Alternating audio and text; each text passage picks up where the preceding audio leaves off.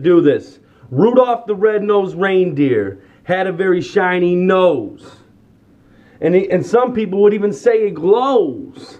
And all the other reindeers used to laugh at him and call him names. They wouldn't even let poor Rudolph play in any reindeer games. Now let me tell you something about this story. Why I'm singing this song is because I place myself in Rudolph's. I can relate to Rudolph. I was Rudolph.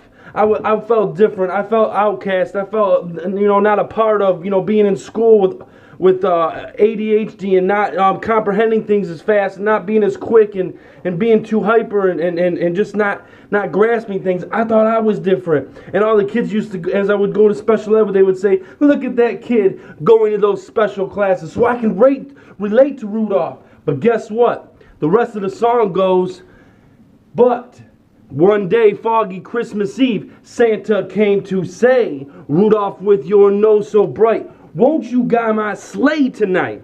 See, and that's just like me. When I lay my things down to Jesus, and I lay all my troubles and things down to Jesus, He takes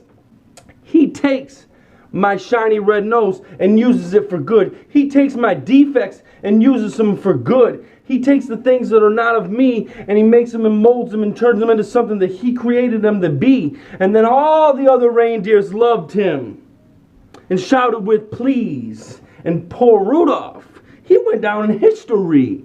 You don't have to, you go down in history because you're now God's child and God created you. And who else would you want to love you than the man that created it all? The most highest, the most famous. God is the one that loves you, and you go down in history in His books as one of His children.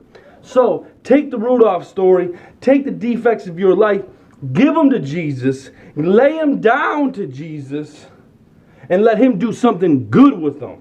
So we all can relate to Rudolph. We're all Rudolphs in our lives. What are you struggling with? What are you hindering? Is it sexual pornography? Is it lust? Is it lies? Is it gossip? Is it shame? Whatever it is, lay it down and let Him take it. And I could use things all in my life.